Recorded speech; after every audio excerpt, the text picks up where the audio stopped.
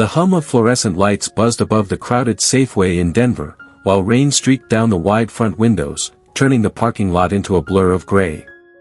Shoppers shifted impatiently in line, tapping phones, glancing at watches.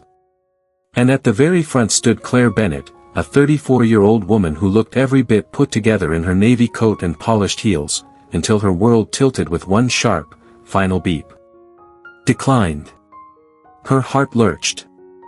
She forced a shaky smile and slid her card again, as though sheer will could bend the machine to mercy. Declined. A third attempt, and heat rushed to her face. Behind her, a sigh broke the silence, then another, restless feet shuffling, someone muttering under their breath. Claire fumbled in her designer purse, fingers brushing uselessly against credit cards she hadn't touched since the divorce, while the cashier's polite patience thinned. In that moment, she felt the eyes of strangers like a spotlight. How could a woman who looked like she had everything, not pay for a few bags of groceries? Claire opened her mouth, desperate to explain, to buy a shred of dignity, when a quiet voice cut through the noise. "Let me take care of this." Startled, she turned. Standing behind her was a man in worn jeans and a faded jacket, his broad shoulders carrying no arrogance, just steadiness. His hands were calloused, a mark of long days' work. And peeking shyly from behind his leg was a little boy, maybe 6 or 7, clutching a frayed Spider-Man backpack to his chest like a shield. His big brown eyes, curious and kind, met hers for a fleeting second, and Claire's throat tightened unexpectedly. "Oh, I couldn't possibly," she stammered, her voice cracking with equal parts pride and shame.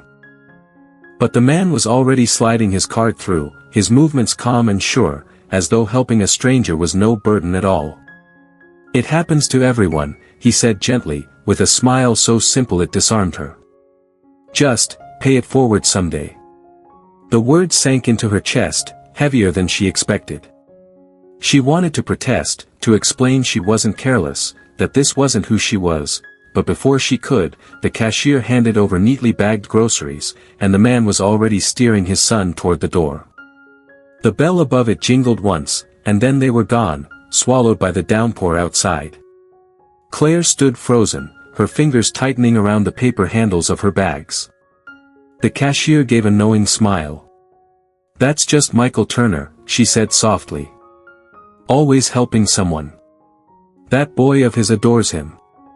Claire whispered a faint, "Thank you," though she wasn't sure if it was for the groceries, the kindness, or the way one brief act had pierced straight through the armor she'd worn for years. Outside, the rain lashed harder, washing the city streets, but she barely felt it. All she could hear was his voice echoing in her mind, "Pay it forward." Such a small gesture. And yet, in that fragile moment, Claire knew with unshakable certainty, this wasn't the last time she would think about the stranger with kind eyes, nor the little boy who clutched his backpack like it carried his whole world.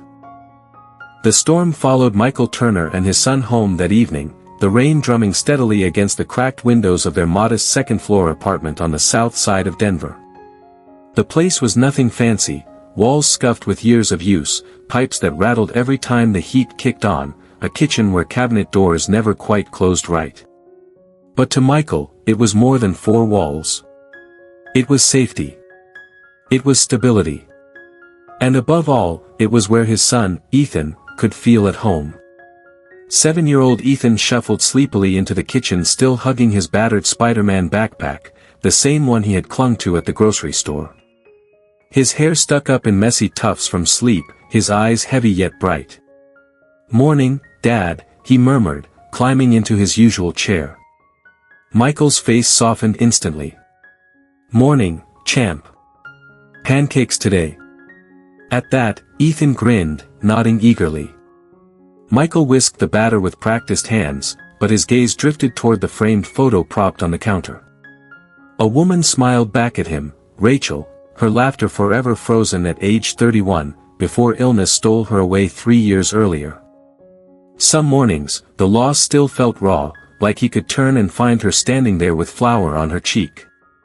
Other mornings, he reminded himself he had to keep going, because Ethan needed more than memories. He needed a father who showed up, who was present. Michael hadn't always been stocking shelves and managing shifts at a local hardware store. Once, he had been a skilled carpenter, designing custom furniture that people across the state admired. But when Rachel fell sick, hospital visits and bills piled up, and the business became impossible to maintain. After her passing, Michael traded ambition for predictability, taking the steady job that allowed him to walk Ethan to school and tuck him in every night. It wasn't glamorous, but it was love.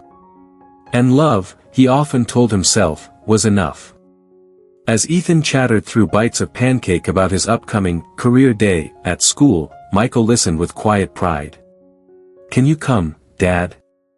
You can tell them about building things." Ethan's eyes shone with hope. Michael hesitated. Thursdays were his busiest shifts. But as he looked at his son's eager face, he silently decided he would switch schedules, no matter the trouble. For Ethan, he would always find a way. Across the city, in a sleek glass tower that overlooked downtown Denver, Claire Bennett walked briskly through the marble lobby of Bennett & Sloan, the architectural firm she had built from the ground up. At only 34, she had become one of the youngest female CEOs in her industry, an image of success to the world. But behind the polished exterior was a woman quietly unraveling. Her divorce had left her with an ache she rarely admitted, and in board meetings she often felt the hollow weight of partners who cared more about profit than purpose. Her latest project, an affordable housing community designed to give struggling families dignity, was teetering on collapse under pressure from investors.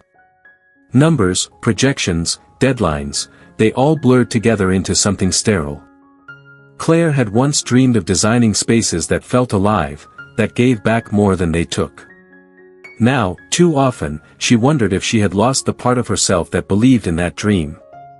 And yet, the memory of a man in a faded jacket, paying for her groceries without hesitation, tugged at her unexpectedly. That simple act of compassion lingered, stirring something she couldn't quite name. So there they were. A single dad who had given up his craft for his son's stability. A CEO who had gained the world but feared she had lost her heart. And a little boy whose laughter might just be the bridge between them. In a city where paths rarely cross twice, fate had already begun weaving threads neither of them could see. 3 days later, Claire Bennett found herself parked outside a small hardware store on the edge of Denver. She wasn't sure why she'd come. Maybe curiosity. Maybe something deeper. But the truth was, ever since that rainy night, the image of the man who had stepped in so quietly, Michael Turner, wouldn't leave her mind. Inside, the place smelled faintly of sawdust and oil. Wooden shelves leaned under the weight of tools and paint cans. A boy's laugh rang out near the counter. Claire followed the sound and froze when she saw him. Michael. Wearing a green apron with the store's logo stitched on the front, sleeves rolled up, he was crouched beside Ethan, showing him how to tie a proper knot in a piece of rope. His voice was low, patient, and full of warmth. "See? Loop it around, just like a bunny going into his burrow. Now pull tight." Ethan's brow furrowed with concentration, then lit up when the knot held. "I did it, Dad." Michael ruffled his son's hair. "Told you, you've got the hands of a builder." For a moment, Claire simply stood there, unexpectedly moved by the tenderness between them. This wasn't the stern, rushed fatherhood she'd often seen in passing. This was presence. This was love. She cleared her throat lightly. Michael looked up, surprise flickering in his eyes before settling into polite calm. "Grocery store lady," he said, a small smile tugging at his lips. "Claire," she corrected gently, smiling back despite herself. "I never got the chance to properly thank you." "No thanks needed," Michael replied, standing to his full height. "Just glad it helped." Before the conversation could drift into awkward silence, Ethan piped up. "Are you the lady from the rain? Dad told me about you." Claire knelt to the boy's level, her blazer brushing the dusty floor. "I am. And you must be Ethan." He nodded proudly, holding out the Spider-Man backpack as if it were proof of identity. Want to see my drawings? I draw houses. With slides inside. Claire's laughter bubbled out, surprising even herself. I'd love to. Ethan pulled out a crumpled notebook and flipped it open.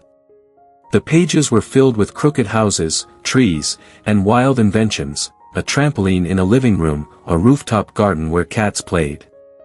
Claire studied them with genuine interest. These are incredible, she said softly. You know, architects draw buildings for a living. And I think you'd make a wonderful one someday. Ethan's face glowed. Michael's eyes softened, though he stayed quiet, studying the way this polished stranger crouched on the floor to admire a child's doodles as if they were blueprints for skyscrapers. Later that afternoon, Claire found herself helping them carry a box of supplies out to the car. Ethan skipped ahead, humming a tune, while Michael and Claire walked side by side. You didn't have to come all the way out here, Michael said carefully, suspicion still lingering. Maybe not, Claire admitted, adjusting the box in her arms. But sometimes life gives you a second chance to thank someone. And, maybe to understand them a little better. Michael glanced at her, then back at Ethan, who was now crouched on the sidewalk tying his shoe. The laces tangled hopelessly. Claire instinctively knelt beside him. Here, let me, she said, her fingers moving with ease. She tied the knot neatly and patted his shoulder. There. Now you won't trip on your way to conquer the world. Ethan grinned, beaming up at her. Thanks. Dad, she's good at knots too. Michael chuckled quietly, something easing in his chest. It had been a long time since someone outside their small circle had shown Ethan that kind of attention, gentle, patient, without expectation. For the first time in years, he didn't feel entirely alone in carrying the weight of his son's happiness. That evening, as Claire drove back into the glittering heart of downtown Denver, she caught herself smiling at the memory of Ethan's earnest face and Michael's steady voice. She hadn't planned on coming back. But she knew, with startling certainty, this wouldn't be the last time she saw them. Because sometimes, the smallest gestures, admiring a child's drawing, tying a loose shoelace, were the beginnings of something far greater than anyone could predict. It happened almost by accident. One Saturday morning, Claire spotted Michael and Ethan at the local farmer's market. Ethan was tugging at his father's hand, pointing eagerly at a stand of honey jars shaped like bears. Claire hesitated only a moment before walking over. Looks like you two found the best stall in the market, she said with a smile. Ethan's face lit up. Claire. He dropped Michael's hand and darted toward her. Wanna try the honey with us? The man says it's from the mountains. Michael gave a small, helpless shrug, but there was no mistaking the fondness in his eyes. He's persuasive when he wants something. And so, the three of them sampled golden spoonfuls of honey, Ethan's laughter sweeter than anything on the table. That morning stretched into an afternoon. Claire found herself strolling beside Michael through rows of colorful tents, Ethan skipping ahead, announcing discoveries with every few steps. They stopped for kettle corn, then a stall with handmade wooden toys. At one point, Ethan pulled Claire toward a bench. Can you sit with me? I want to show you my new drawing. Michael hesitated, protective instinct flickering, but when he saw Ethan's joy, he nodded. Claire sat, carefully unfolding Ethan's paper. This time, the house had a big garden, with flowers taller than people and a treehouse in the middle. Look, Ethan explained, pointing at two stick figures holding hands. That's Dad and me. And this one, his crayon finger circled a third figure. That's someone who makes the garden pretty. Claire's throat tightened. She glanced at Michael, whose expression was unreadable. She smoothed the paper gently. It's beautiful, Ethan. You've made a home full of love. Later, as the crowd thinned, Michael carried a bag of produce while Claire walked beside him. Silence lingered between them until she finally asked, softly, how long has it been, since Ethan's mom? Michael's jaw tightened slightly, but he didn't shut down. He took a long breath. 3 years. Rachel was everything good. Kind. Fierce. She made our little apartment feel like a palace. When she got sick, it felt like the walls caved in. I promised Ethan I'd keep him safe, no matter what it took. His voice caught, but he steadied it. That's why I left my carpentry business. Too many late nights, too much uncertainty. He needed me more than the world needed another chair or table. Claire's chest ached at the quiet sacrifice woven into his words. You gave up your dream for him. Michael looked at Ethan, who was now chasing pigeons with reckless delight. No. He is my dream now. The words hit Claire harder than she expected. For a moment, she envied Ethan deeply, envied the way Michael's love wrapped around him like armor. When they reached her car, Claire leaned against the door, hesitant. Then, almost without thinking, she whispered, my marriage ended 2 years ago. Not because of illness, but because he stopped believing in me. In us. He said I was too consumed with work, too cold. Maybe he was right. But it left me wondering if I'll ever be enough for anyone. Her voice wavered, a crack she rarely allowed in public. Michael studied her quietly, his eyes softer than she expected. Sounds to me like he didn't know what he had. Being strong doesn't make you cold. It just means you've carried more than most. Claire swallowed hard, her defenses trembling. She hadn't realized how much she needed someone to see her, not the CEO, not the polished success story, but the woman underneath. Ethan came running back then, breathless. Dad! Claire! There's music, come see. He grabbed both their hands, tugging them toward a small band playing near the fountain. Without thinking, Claire let Ethan's small fingers curl around hers. On her other side, Michael's hand brushed close as they were pulled into the crowd. For a fleeting second, their eyes met, and something unspoken passed between them, an acknowledgement of pain, but also of possibility. As the music swelled and Ethan danced clumsily in front of them, Claire felt something crack open inside her.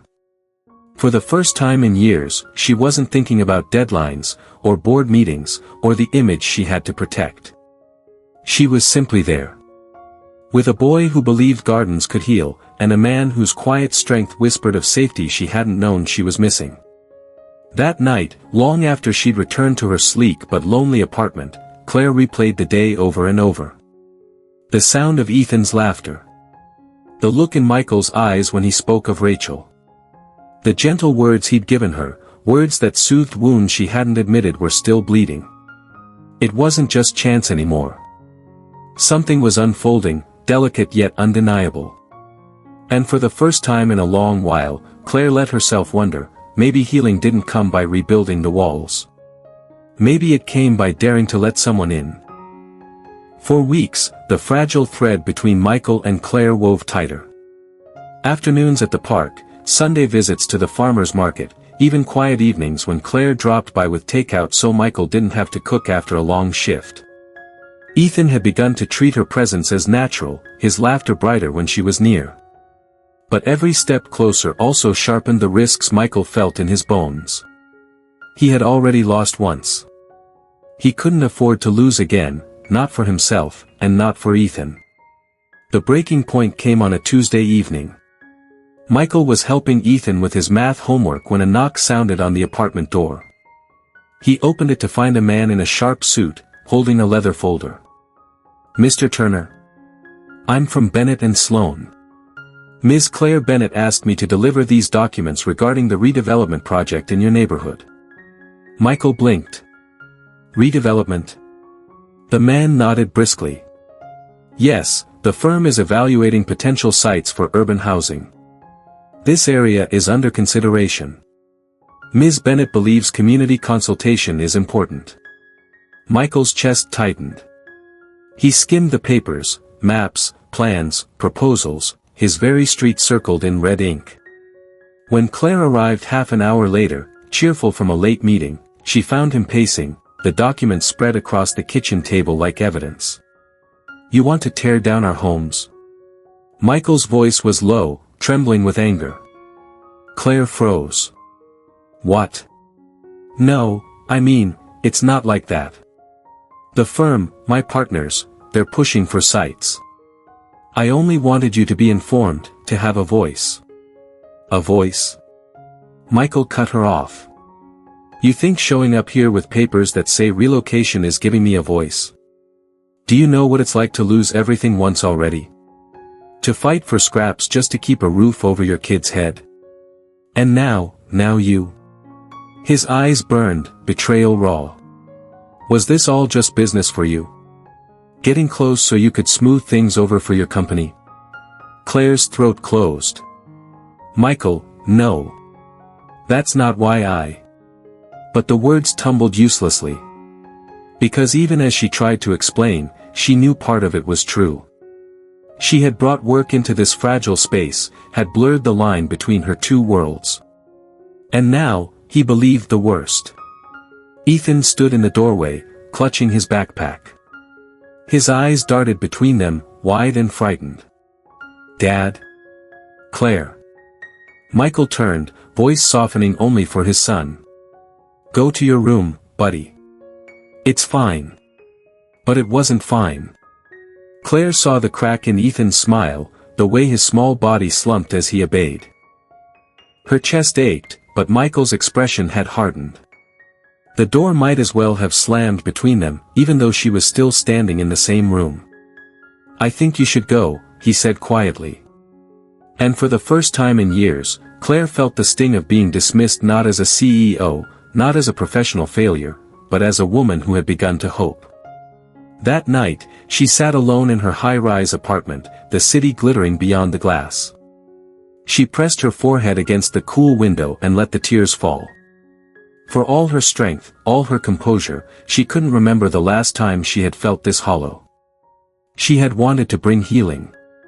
Instead, she had brought more pain. For Michael, the days that followed were quieter, heavier. Ethan asked about Claire every morning, every night. Is she coming? Did she forget about us? Michael forced a smile he didn't feel. She's busy, champ. But when he tucked Ethan into bed and heard his small whisper, I miss her, the words cut deeper than any knife. Because the truth was, he missed her too. So the three of them drifted apart. Claire, drowning in boardroom battles and the crushing weight of guilt. Michael, retreating into walls of mistrust he thought he had dismantled. Ethan, carrying the quiet ache of a child who had glimpsed family, only to watch it vanish like mist. It was separation born not of lack of love, but of fear. Fear of being hurt again. Fear of losing more than they could bear. And yet, somewhere deep down, all three hearts still beat toward each other, even as silence grew between them. The days stretched into weeks, and yet the silence between them felt heavier than stone. Claire buried herself in work, convincing herself that drowning in deadlines would dull the ache. But the truth was, every time she opened a file, her mind drifted to a boy's laugh, to the way Michael's steady hands had tied rope knots for Ethan, to the way his words had once soothed her own unspoken wounds. It was Ethan who finally broke the wall. One rainy afternoon, Claire received a small envelope at her office. The handwriting on the front was crooked, childish. Inside was a crayon drawing, 3 stick figures holding hands in front of a house with a garden. Beneath it, in shaky letters, Ethan had written, "Don't forget us." Her vision blurred. Right then, she knew she couldn't keep hiding behind boardroom tables and polite excuses. She had to show Michael what he, and Ethan, meant to her. That evening, Claire walked into the emergency board meeting, heart pounding. The partners were arguing heatedly about the redevelopment plan. Profits gleamed in their eyes, the promise of millions if they tore down low-income housing and built luxury condos. Claire rose to her feet, palms damp but voice steady. "No," she said firmly. "I won't sign off on this. These aren't just buildings. They're homes. Families live there. Children who deserve stability, not eviction notices." A murmur spread through the room. One of the partners scoffed. "Claire, this is business, not charity. She lifted Ethan's drawing, holding it high for all to see. This is business. Because if our work doesn't serve people, real people, then what are we even building? For a long, tense moment, silence reigned. Then, slowly, the tide shifted. Some partners frowned, others whispered. A few nodded reluctantly. It was risky, Claire knew, but she had drawn her line. For Michael. For Ethan. For herself. The next morning, she drove across town, clutching the drawing to her chest. She found Michael outside the hardware store, unloading lumber from a truck. He stiffened when he saw her. "I don't want to fight," Claire said quickly. "Just hear me out." Michael wiped his hands on his jeans, guarded. "Why are you here?" Instead of answering, she held out the drawing. "Ethan sent this. And it reminded me, you were right. I did blur the lines. I let my work creep in where it didn't belong. But last night, I told my board I wouldn't destroy your neighborhood. I walked away from a deal worth millions because you and Ethan matter more than any contract ever could." Michael stared at her, stunned. Claire's voice cracked as she pressed on. "I don't want to be the woman who only builds walls. I want to be someone who helps create homes. And I want to start, with you too. If you'll let me." At that moment, Ethan came bounding out of the store, his face lighting up when he spotted her. "Claire." He threw his arms around her waist with unrestrained joy. "I knew you'd come back." Michael's breath caught at the sight. His son's happiness was undeniable, radiating like sunlight. For weeks Ethan had been quieter, subdued, missing her in ways he couldn't hide. And now, in her presence, he was whole again. Michael's walls, built brick by brick from years of grief and mistrust, began to crack. He saw not a CEO manipulating him, but a woman trembling with sincerity, a woman who had risked her career to protect what he loved most. Finally, his voice softened. "You really walked away from all that, for us?" Claire met his gaze, unflinching. "For you. For Ethan. For me. Because sometimes the right thing isn't easy, but it's the only thing that heals." Michael exhaled slowly, the fight draining from him. For the first time since Rachel's passing, hope flickered in his chest, not just for himself, but for the possibility of a new kind of family. That night, the three of them sat together in Michael's modest kitchen. Claire helped Ethan with his homework, gently correcting his numbers while Michael cooked dinner. The space buzzed with warmth, laughter echoing against the worn walls. It wasn't perfect. It wasn't polished. But it was real. And as Michael watched Ethan beam up at Claire, he knew this wasn't about replacing what was lost. It was about building something new, something strong, rooted in love, born from healing. Spring came to Denver with soft breezes and trees budding green again. On a bright Saturday, Michael, Ethan, and Claire stood in the middle of a small community garden, one that had almost been bulldozed months earlier. Instead, under Claire's fierce defense and Michael's carpentry skills, the space was now alive with raised flower beds, painted benches, and laughter from children who lived in the neighborhood. Ethan darted between rows of tulips, holding a watering can nearly too big for him. "Dad! Claire! Look! My flowers are growing!" His joy rang out like bells. Michael knelt beside his son, adjusting the spout so the water didn't splash everywhere. Claire joined them, her polished heels traded for simple sneakers, dirt smudged on her cheek. She laughed when Ethan proudly pointed out a crooked wooden sign he had painted, "Turner's Garden." Michael's eyes met hers over their son's head. For a moment, the noise of the garden faded. There was only gratitude, raw and wordless, for second chances, for forgiveness, for the way she had chosen them when she didn't have to. Claire brushed soil from her hands.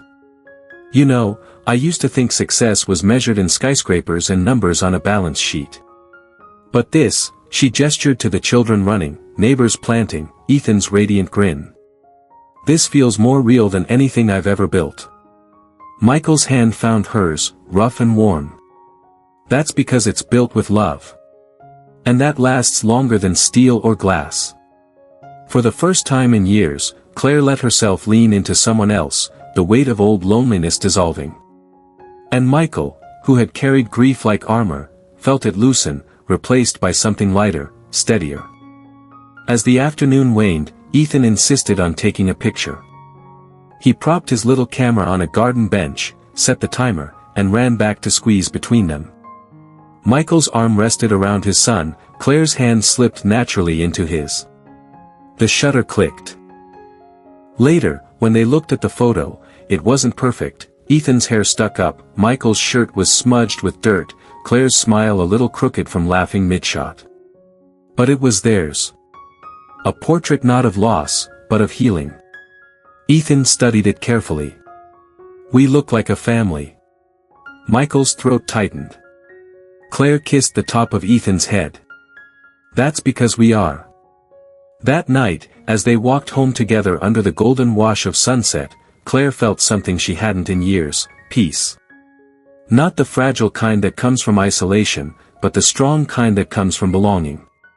And Michael, holding Ethan's small hand in one and Claire's in the other, whispered silently to the memory of Rachel, "Thank you for giving me the courage to love again." In the quiet, Ethan skipped between them, his voice echoing against the glowing sky. "This is the best day ever."